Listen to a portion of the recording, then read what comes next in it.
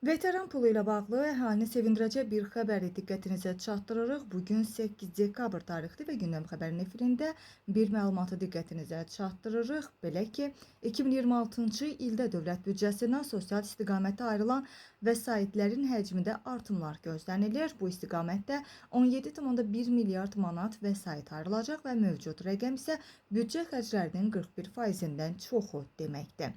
Bu sözləri Bakı UES Milli Məclisin İqtisadi Siyasət, Sənaye və Sahibkarlıq Komitəsinin üzvü Vüqar Bayramov bildirib. Onun sözlərinə görə qanunla müəyyənləşən artımlar Milli Məclisin və ya qanunverici orqanın səlahiyyətindədir.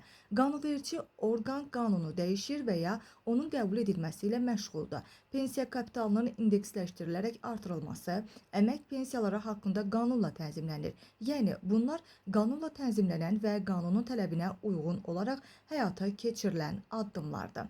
Ehtiyac meyarı, o cümlədən yaşayış minimumu da qanunla tənzimlənir və veteran pulu da daxil olmaqla digər müavinətlərdəki artımlarla bağlı təkliflər var. Milli Məclisə təqdim edilən təkliflərdən biri ondan ibarətdir ki, bu məbləğin kommunal, nəqliyyat və digər xərclərdəki artıma bağlanması daha məqsədə uyğun olardı. Bu məbləğ müəyyənləşəndən sonra məhz həmin kommunal xidmətlər, nəqliyyat və digər istiqamətlərdə artım faizi nə qədər olarsa, ona uyğun indeksləşdirmək olar.